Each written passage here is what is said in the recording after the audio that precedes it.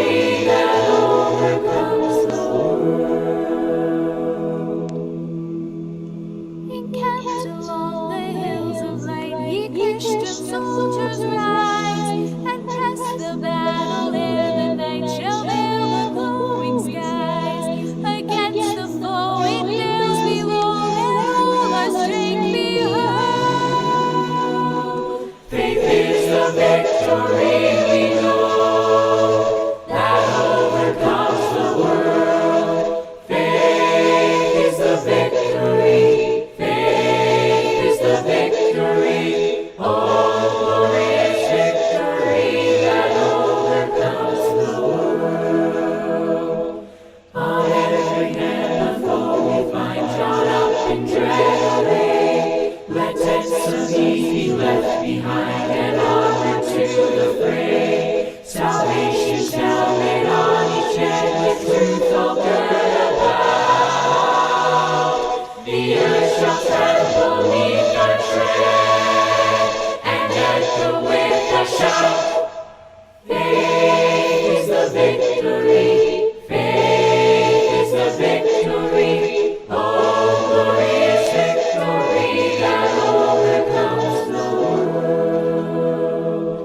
To him that overcomes the foe, I claim it shall begin. Before the angels he shall know his name confessed in hand. Then onward from the hills of light, our hearts with love aflame, we'll vanquish all the hosts of night in Jesus' conquering name. Faith is the victory. Faith is the victory. Oh, glorious victory that overcomes the world. Faith is the victory. Faith is the victory. Oh, glorious victory that overcomes the world.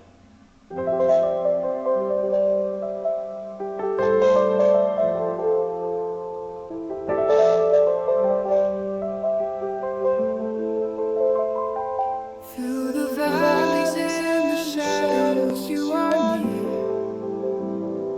In the storms and in the silence, I won't fear. Ay magandang gabi sa ating lahat. Right? At pag-uusapan po natin ang ating devotional, ang pananampalataya, ang tagumpay. Matatagpuan sa 1 John chapter 5 verse 4. Basahin po natin. Sapagkat ang lahat na ipinanganak ng Diyos ay dumadaig sa sanlibutan. At ito ang pagtatagumpay na dumadaig sa sanglibutan, na sa makatuwid ay ang ating pananampalataya. Sino ang dumadaig sa sanglibutan kundi yaong sumasampalatayang si Jesus ay anak ng Diyos? Ito yaong naparito sa pamamagitan ng tubig at ng dugo. Sa makatuwid ay si Jesucristo, hindi sa pamamagitan ng tubig lamang, kundi sa pamamagitan ng tubig at ng dugo. At ang Espiritu ang nagpapatutuo, sapagkat ang Espiritu ay katotohanan. Sapagkat may tatlong nagpapatutuo sa langit, ang Ama, ang Berbo at ang Espiritu Santo. At ang tatlong ito ay iisa. At may tatlong nagpapatutuo sa lupa, ang Espiritu, at ang tubig at ang dugo. At ang tatlong ito ay nagkakaisa. Kung tinatanggap natin ang patutuo ng mga tao, ang patutuo ng Diyos ay lalong dakila, sapagkat ito ang patutuo ng Diyos na kanyang pinatututuhanan tungkol sa kanyang anak. At ito ang patutuo, na tayo'y binigyan ng Diyos ng buhay na walang hanggan, at ang buhay na ito ay nasa kanyang anak.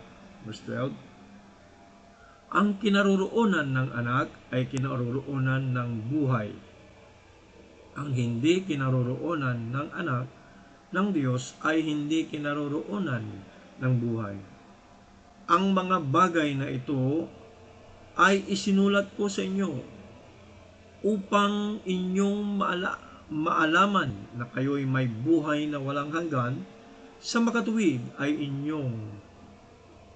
sa inyong nagsisisampalataya sa pangalan ng Anak ng Diyos.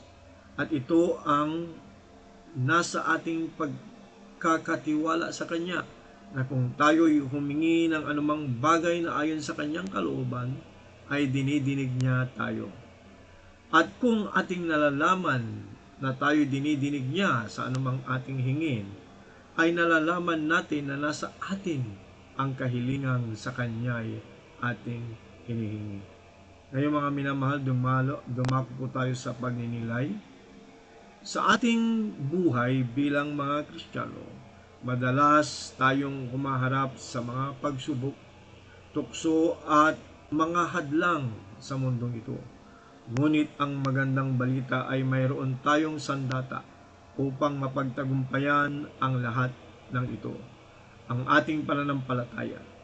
Sinasabi sa 1 Juan 5:4 na ang ating pananampalataya ang siyang tagumpay na dumadaig sa sanglibutan, hindi dahil sa ating sariling kakayanan, kundi dahil sa ating pagtitiwala sa Diyos. Nagkakaroon tayo ng kakayahang pagtagumpayan ang mga tukso at ang mga pagsubok ng buhay.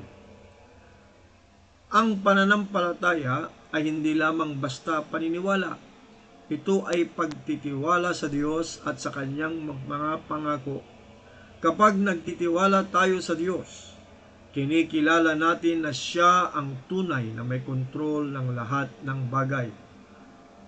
At na kahit pa natin nakikita ang solusyon o kasagutan, alam nating Siya ang magbibigay ng tagumpay. Ang pananampalataya natin sa Kanya ay nagbibigay ng lakas at kapayapaan sa gitna ng mga pagsubok.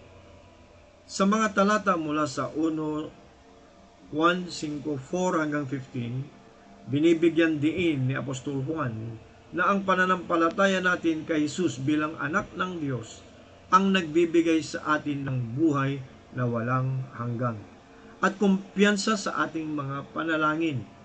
Kapag lumalapit tayo sa Diyos sa pananampalataya, maari tayong magtiwala na dinirinig niya ang ating panalangin, lalo na kapag hinihiling natin ang mga bagay na ayon sa Kanyang kalooban. Tayo ay manalangin. Panginoon, salamat po sa tagumpay na binigay mo sa amin sa pamamagitan ng pananampalataya.